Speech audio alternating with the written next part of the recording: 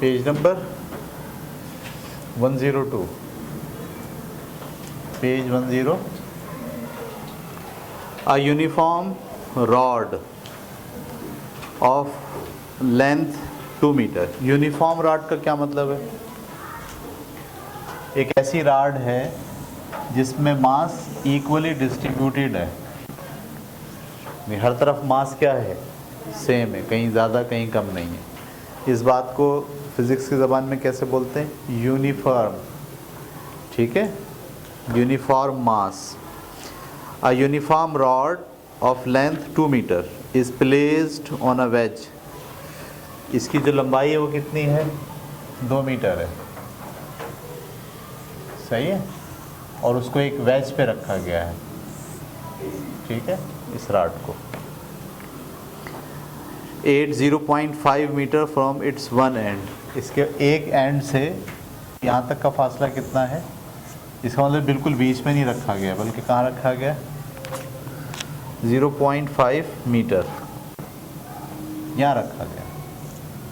तो ये फासला कितना है जहाँ इसको रखा गया है? 0.5 मीटर। ये आधा मीटर होता है, तो ये आधा मीटर है, तो ये कितना है? 1.5 मीटर। समझ में आ गई बात? अगर ये आधा मीटर होगा तो ये कितना होगा? ठीक है। A force of 150 Newton is applied at one of its ends near the wedge to keep it horizontal। अब जब आपने इसको यहाँ ऐसे रख दिया तो आपको पता है ये तो इधर गिरेगा,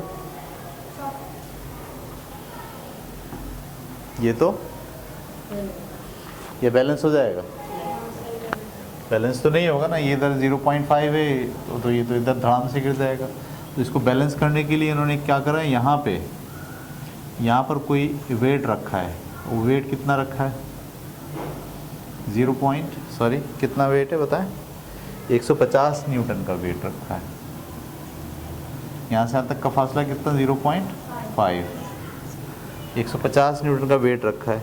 A force of 150 Newton is applied at one of its ends near the ways. इस वेज के करीब कहीं रखा है। कहाँ रखा है ये नहीं पता, कोने में रखा है, बीच में रखा है, यहाँ रखा है, कहाँ रखा है ये नहीं पता।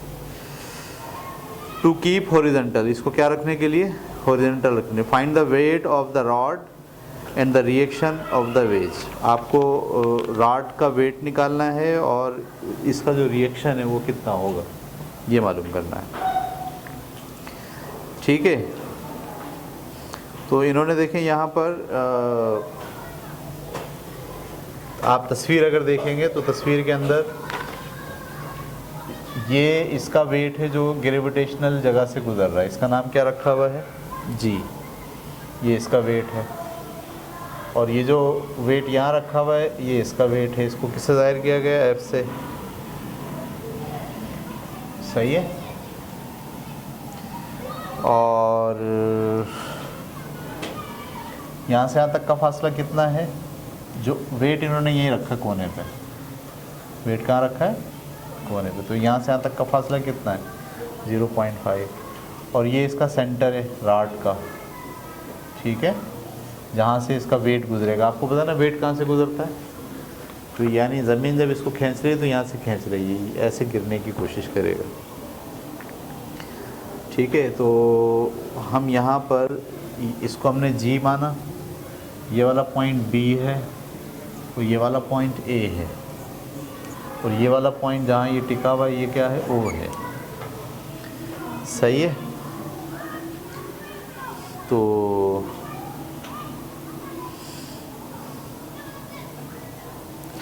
बैलेंस करने के लिए आप अगर गौर से देखें तो इसका ये जो वेट है, ये इस रॉड को कैसे घुमा रहा है? घड़ी की तरह। और ये वाला वेट इस रॉड को कैसे घुमा रहा है? Anti clockwise. सही है। तो मैं अगर बात करूं क्लॉकवाइज वेट का, टार्क,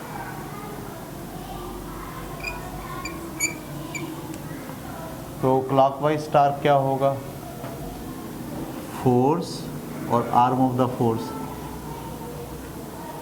ठीक है। ये वाली फोर्स क्या है? उसका वेट है। और आर्म ऑफ द फोर्स क्या है, जी से लेके ओ तक का फासला। ठीक है, जी से लेके ओ तक का फासला कितना है, ये बिल्कुल सेंटर से गुजर रहा है। सेंटर का मतलब ये कहाँ है, 1 मीटर पे, और ये कहाँ है 0.5 पे, तो ये कितना बचा 0. तो ये मैंने W ऐसे लिखा और इसकी जगह क्या लिखा, ये समझ में आया 0.5 कहाँ से आया। पूरी राड कितनी है 1 मीटर 2 मीटर, ये बीच में से जो वेट गुजर रहा है कहाँ से गुजर रहा होगा 1 मीटर से, और जो एज आपने रखा हुआ वो कहाँ रखा हुआ है, यहाँ से यहाँ तक 0.5, तो यहाँ से यहाँ तक अगर 1 है और ये 0.5 है तो ये क्या बचा, तो ये आर्म हो गया और ये आर्म ऑफ द फोर्स हो गया। किसके लिए, क्लॉकवाइज के लिए। और एंटी क्लॉकवाइज के लिए क्या है, एंटी क्लॉकवाइज इसमें क्या है, ये वाली जो फोर्स है, ये वाली 150 न्यूटन की, ये इसको कैसा घुमाना चाहती है, एंटी क्लॉकवाइज। तो इसकी फोर्स कितनी है, force into arm of the force, इसका आर्म ऑफ द फोर्स भी कितना है 0.5। क्लियर हो रही बात आपको। और फोर्स कितनी है 150 न्यूटन, तो मैंने लिखा 150 न्यूटन इंटू 0.5। ये कौन सा टार्क है और ये कौन सा टार्क है। अगर आप चाहते हैं ये बैलेंस हो तो क्या होगा, क्लॉकवाइज बराबर होना चाहिए किसके, एंटी क्लॉकवाइज के। ऐसे ही है ना, हमने पढ़ा है शर्त। क्लॉकवाइज क्या है W इंटू 0.5 और एंटी क्लॉकवाइज क्या है 150 इंटू 0.5। तो 0.5 से 0.5 कैंसिल हो गई, तो W किसके बराबर आ गया 150 न्यूटन। इसका मतलब है जो पूरी राड है ये खुद पे कितने न्यूटन की है 150 न्यूटन की, और उसको बैलेंस करने के लिए आपने भी क्या रखा है 150 न्यूटन रखा है। समझ में आ गई बात आपको। उतारें इसे एग्जाम्पल। सवाल में कितनी बातें पूछी थी, क्या क्या पूछा था। एक तो ये पूछा था ये जो राड है इसका वेट कितना है, और दूसरी बात क्या पूछी थी, ये जो वेज है ये कितना रद्देमल लगाएगा। रद्देमल समझ रहे हैं आप, यानी ये एक्शन है और ये इसका क्या है, जब आपने ये राड इसके ऊपर रख दी है तो ये भी क्या करेगा, रिएक्ट करेगा। तो एक्शन कितना है और रिएक्शन कितना है, वेज कितना रिएक्शन लगाएगा ये पता चलाना है। तो यहाँ आप अगर गौर से देखें तो यहाँ कितनी फोर्सेस अमल कर रही हैं, एक फोर्स ये है, एक फोर्स ये है, और एक फोर्स ये है रद्देमल की, ऐसा ही है। तो रद्देमल की फोर्स आप ऊपर की तरफ ले रहे हैं और दोनों फोर्सेस कहाँ ले रहे हैं, नीचे की तरफ ले रहे हैं। तो ऊपर की तरफ लेने वाली जो फोर्स है उसको प्लस मान रहे हैं, और जो नीचे की तरफ आ रही है उसको क्या मान रहे हैं, ये वाली भी माइनस है और ये वाली भी क्या है माइनस है। अच्छा, इसमें देखें आप तीनों फोर्सेस वाई डायरेक्शन में है, एक्स डायरेक्शन में कोई फोर्स नहीं लग रही, इसलिए हमने सिर्फ और सिर्फ फोर्सेस के वाई कंपोनेंट ही देखे, बल्कि फोर्स खुद वाई है। तो ये वाली फोर्स कहाँ लग रही है, ऊपर की तरफ, इसको मैंने प्लस में लिया। ये वाली फोर्स कहाँ लग रही है, नीचे की तरफ, इसको मैंने माइनस में लिया। ये वाली फोर्स कहाँ लग रही है, नीचे की तरफ। इन सब का जो मजमूआ है वो किसके बराबर होना चाहिए। ये कौन सी कंडीशन है, फर्स्ट कंडीशन। फर्स्ट कंडीशन क्या होती है, सारी फोर्सेस का मजमूआ 0 हो। हमने मजमूए में प्लस माइनस क्यों लिया, क्योंकि कुछ जो है वो प्लस डायरेक्शन में और कुछ जो है वो माइनस डायरेक्शन में। तो आर मैंने ऐसे लिखा, माइनस एफ ऐसे लिखा। एफ की जगह क्या लिखूँगा, 150 है, और डब्ल्यू भी हमने क्या निकाला है 150 निकाला, बराबर है किसके 150 कितने हो गए 300, बराबर है किसके 0 के। तो आर की वैल्यू क्या आ गई, आर बराबर आ गया 300 के। इसका मतलब क्या है, इसका मतलब ये है कि ये जो वेज है जो जिसने इसको उठाया हुआ है कि दरअसल कितनी जान लगा रहा है नीचे से, 300 न्यूटन की जान नीचे से लगा रहा है। और राड जो है वो भी कितनी जान लगा रही है, 150 यहाँ से लगा रही है और 150, तो 300 वो भी दबाव डाल रही है और 300 ये भी रिएक्शन पेश कर रहा है। नतीजे में क्या हो गया, वो जब दोनों एक दूसरे को कैंसिल कर देंगे तो फिर ये क्या होगा, बैलेंस हो जाएगा। तो कंडीशन दोनों लगी हैं, आपने देखा। इससे पहले हमने कौन सी कंडीशन लगाई थी, तब टार्क्स का मजमुआ 0 होता है, और अब कौन सी लगाई, फोर्सेस का मजमुआ 0 होता है। उतारने ये भी स्टेट्स ऑफ इक्विलिब्रियम,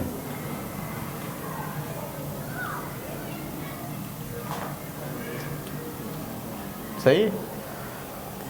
इक्विलिब्रियम की हालतें, कोई भी चीज़ इक्विलिब्रियम की कंडीशन में है, हालत में रखा हुआ है, उसकी यह हालतें 3 तरह की हो सकती हैं, ठीक है। देखिए मिसाल के तौर पर ये मेज़ है, इस मेज़ के ऊपर ये हमने कोई बुक रखी हुई है, या बुक रखी हुई है, कोई डब्बा रखा हुआ है।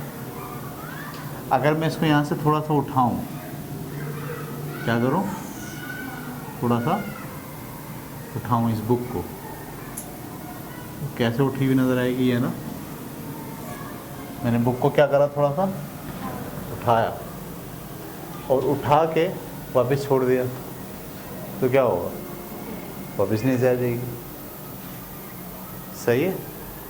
तो मैंने फोर्स लगाई, फोर्स लगाने से क्या हुआ, उसका जो सेंटर ऑफ ग्रेविटी है वो अपने मुकाम से थोड़ा उड़ गया, थोड़ा क्या हो गया, अपने मुकाम से उड़ गया।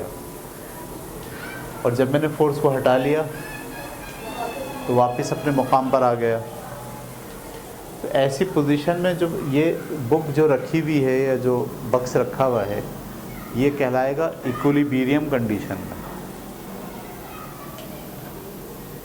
सही है। और इसको कहते हैं 3 तरह की कंडीशन होती है। स्टेबल इक्विलिब्रियम, कौन सा इक्विलिब्रियम, एक होता है स्टेबल, एक होता है अनस्टेबल, और एक होता है न्यूट्रल,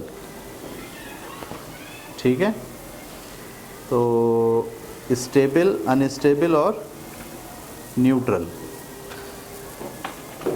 ठीक है। अब जैसे ये डेस्क है, इस डेस्क को अगर हम फोर्स लगाएं, और फोर्स लगाने से इसका क्या हो, सेंटर ऑफ ग्रेविटी चेंज हो जाए, और मैं फोर्स हटा लूं, वापस क्या हो जाए, अपनी जगह पर आ जाए, तो हम कहेंगे कि ये डेस्क दरअसल स्टेबल इक्विलिब्रियम में रखा हुआ है। जैसे मिसाल के ऊपर हम यहाँ मौजूद हैं और ज़लज़ला आ जाए, जब ज़लज़ला आएगा तो क्या होगा, ये सब के जो सेंटर ऑफ ग्रेविटी अपनी जगह से हिलेंगे, लेकिन जब ज़लज़ला ख़त्म होगा तो क्या होगा, वापस आ जाएंगे। इसका मतलब ये सब चीज़ें कहाँ रखी हुई हैं, स्टेबल इक्विलिब्रियम में, सही है। लेकिन फ़र्ज़ कीजिए कि एक मैं ये जो कैमरा मैंने रखा हुआ है स्टैंड, सही है, इस पर अगर मैं एक धक्का लगा दूँ तो क्या होगा, इसका सेंटर ऑफ ग्रेविटी अपनी जगह से हटेगा और वापस नहीं आएगा, हट ही जाएगा। समझ में आ रही बात आपको। आपने पानी का एक गिलास रखा हुआ है, उसको ज़रा धक्का मारें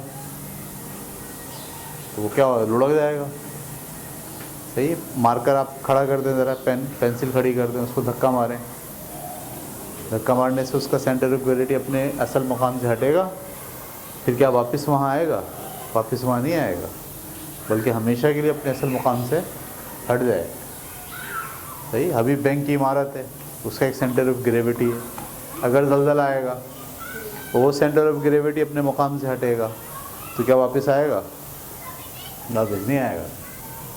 हम बोलेंगे ऐसी चीज़ें जिन पर फोर्स लगने से उनका सेंटर ऑफ ग्रेविटी अपने असल मुकाम से हटता है, और हटने के बाद वापस दोबारा फोर्स के हटाने से वापस दोबारा सेंटर ऑफ ग्रेविटी अपने मुकाम पर नहीं आता, तो हम कहते हैं ये अनस्टेबल इक्विलिब्रियम में रखा हुआ है। जैसे मिसाल के तौर पर ये हमारे पास कोई ऐसी कोई चीज़ हो, ये इसका सेंटर ऑफ ग्रेविटी, मैं यहाँ से इसको क्या मारूँ, धक्का मारूँ, जैसे धक्का मारूँगा तो क्या होगा, ये गिर जाएगा, और सेंटर ऑफ ग्रेविटी यहाँ के बजाय कहाँ जाएगा। तो ये इस वक्त जिस पोजीशन में रखा हुआ है, ये स्टेबल इक्विलिब्रियम में नहीं है, बल्कि क्या है, अनस्टेबल इक्विलिब्रियम में है। जैसे ये रैक है, पीछे से ठुका हुआ नहीं है, ऐसे ही रखा हुआ, और ज़लज़ला आए तो ज़लज़ला आने से ये भी, इसका भी सेंटर ऑफ ग्रेविटी अपने मुकाम से हटेगा और डेस्कों का भी हटेगा। लेकिन जब ज़लज़ला थमेगा तो क्या होगा, इन डेस्कों का सेंटर ऑफ ग्रेविटी वापिस अब, लेकिन इसका नहीं आएगा, ये नीचे गिर चुका होगा। इसका मतलब है ये जो रैक रखा हुआ है ये किस पोजीशन में है, ये अनस्टेबल इक्विलिब्रियम में, और बाकी चीज़ें क्या हैं, स्टेबल इक्विलिब्रियम में। ये बात समझ में आ गई आपको? जब हम इमारतें बनाते हैं तो पूरी कोशिश क्या होती है कि इमारत के अंदर स्टेबल इक्विलिब्रियम डेवलप करें, ताकि अगर ज़लज़ला आए या कोई दूसरा हादसा हो तो ऐसा ना हो कि पूरी इमारत ही नीचे आ जाए, बल्कि वो हिले जुले थोड़ी सी, लेकिन वापस जब ज़लज़ला ख़त्म हो या फोर्स ख़त्म हो तो वापस उसका सेंटर ऑफ ग्रेविटी अपने असल मुकाम पर आ के खड़ा हो जाए। तो हम ज़्यादातर कोशिश ये करते हैं इमारतें, पुल, इस तरह की चीज़ें जो बनाते हैं उसमें स्टेबल इक्विलिब्रियम को मेंटेन करने की कोशिश करते हैं। अगर आपने कोई ऐसी चीज़ बना दी है जो अनस्टेबल इक्विलिब्रियम की कंडीशन में है तो बहुत ख़तरनाक बात है। जैसे ये हमने स्टैंड खड़ा किया हुआ है ना, इसके नीचे 3 पाए लगाए हुए हैं। अब इन 3 पायों का अपना एक सेटअप है। अगर हम 3 पायों को और कम करते जाएं तो इसकी पोजीशन क्या होगी, एक धक्का लगेगा और ये, अच्छा पाए को ज़रा खोल दें, चौड़ा कर दें ज़रा, अब धक्का लगा के आप इसको गिरा, इसका मतलब पाए जो आप चौड़े कर रहे हैं इसका फिज़िक्स में कॉन्सेप्ट क्या है, आप उसको स्टेबल इक्विलिब्रियम में लेकर आ रहे हैं। और अगर आप पाए को बिल्कुल करीब कर दे रहे हैं ट्राइपॉड के तो वो किस पोजीशन में जा रहा है कि एक झटका लगा, ठीक है ना, समझ रहे हैं आप बात को। जैसे गिलास होता है, ठीक है, एक गिलास तो ये है कि आपने देखा बड़े खूबसूरत गिलास बनाते हैं, नीचे उसको बहुत एक छोटी सी डंडी होती है, सही है, लेकिन छोटी सी डंडी के बाद नीचे क्या होता है, उसका पैंदा काफ़ी चौड़ा होता है। वो किस लिए होता है पैंदा चौड़ा? अगर उस पैंदे को चौड़े के बजाय और छोटा कर दें आप तो इसका मतलब ये कि जब भी आप रखेंगे खड़ा तो हो जाएगा गिलास पानी भर के, लेकिन इस किस कंडीशन में होगा, अनस्टेबल कंडीशन में होगा कि ज़रा सा झटका लगेगा, ज़रा सा उस पर कोई फोर्स लगेगी, ज़रा सा टेबल हिलेगी, टेबल को ज़रा सा धक्का लगेगा तो वो स्टेबल नहीं रहेगा बल्कि अनस्टेबल, भाई वो उसका जो सेंटर ऑफ ग्रेविटी है वो फिर वापस अपने मुकाम पर नहीं आता। तो हम जब अपनी ज़िंदगी में चीज़ें बनाते हैं, चीज़ें रखते हैं, ठीक है, तो हमारी पूरी प्रायोरिटी क्या होती है, हमारी कोशिश ये होती है कि चीज़ों में स्टेबल इक्विलिब्रियम को मैनेज करें। अगर अनस्टेबल इक्विलिब्रियम में कोई चीज़ मैनेज हो गई है तो इस बात का ख़तरा है कि किसी भी वक्त वो अपने असल मुकाम से हट जाएगी। तो पहली बात क्या हमने पढ़ी, स्टेबल, और दूसरी बात क्या पढ़ी, अनस्टेबल। तीसरी बात है neutral, neutral equilibrium. Neutral equilibrium का मतलब ये होता है कि जब किसी ऑब्जेक्ट इस तरह से रखा हुआ है कि उस पर अगर फोर्स लगे तो उसके सेंटर ऑफ ग्रेविटी को कोई असर ही ना पड़े, सेंटर ऑफ ग्रेविटी को कोई असर। इसकी ख़ास मिसाल है आपके पास गेंद, ये इसका सेंटर ऑफ ग्रेविटी है, मैं धक्का मारूं तो क्या सेंटर ऑफ ग्रेविटी अपने असल मुकाम से हटेगा? असल मुकाम से हटने का मतलब होता है नीचे ऊपर होना। लात मारी मैंने, वो गया ऊपर, वापस वहीं आ गया, जहाँ था वहीं आ गया वापस। फोर्स लगाने और फोर्स लगाने से पहले और फोर्स लगाने के बाद भी उसका जो सेंटर ऑफ ग्रेविटी है वो अपनी जगह पे मौजूद है। सेंटर ऑफ ग्रेविटी पर फोर्स का कोई असर नहीं पड़ता, वो रोल होता है बस। हम बोलेंगे ये किस पोजीशन में खड़ा हुआ है, न्यूट्रल इक्विलिब्रियम है, ना स्टेबल है ना अनस्टेबल है, बल्कि न्यूट्रल इक्विलिब्रियम में मौजूद है, ठीक है। तो ये भी बड़ा अच्छा होता है, मतलब अगर आप न्यूट्रल इक्विलिब्रियम को मेंटेन कर पाएँ, ये इमारत में तो मेंटेन नहीं कर सकते आप, सही है। तो 3 तरह के इक्विलिब्रियम की स्टेट्स होती हैं, यानी किसी भी चीज़ के बारे में अगर आप ये पूछना चाहें कि ये इक्विलिब्रियम में किस तरह का इक्विलिब्रियम है, तो आप बोलेंगे ये 3 तरह का हो सकता है। या तो ये स्टेबल है, फोर्स लगाओ वापस आ जाएगा, कोई मसला नहीं है। जैसे आपने फ़र्ज़ करो एक फानूस लटकाया हुआ है, ये एक बल्ब लटकाया हुआ है, सही है, तो क्या हुआ, थोड़ी सी हवा आई तो बल्ब क्या होगा, हिलेगा, अपने असल मुकाम से ऊपर चला जाएगा, लेकिन हवा के असर के बाद वापस कहाँ जाएगा, अपने असल मुकाम पर आ जाएगा। इसका मतलब आपका जो बल्ब है वो स्टेबल इक्विलिब्रियम है, समझ में आ रही बात आपको। लेकिन अगर वो अपने असल मुकाम पे वापस से ना आए टूट जाए, नीचे गिर जाए, इसका मतलब है ये किस पोजीशन में रखा हुआ था, अनस्टेबल इक्विलिब्रियम में रखा हुआ था। लेकिन उस पर कोई असर ही ना हो, उसका सेंटर ऑफ ग्रेविटी अपनी जगह से हिले ही ना, तो इसका मतलब वो कहाँ रखा हुआ है, न्यूट्रल इक्विलिब्रियम में रखा हुआ है। ठीक है, बस ऑफ करें, आज की क्लास ख़त्म।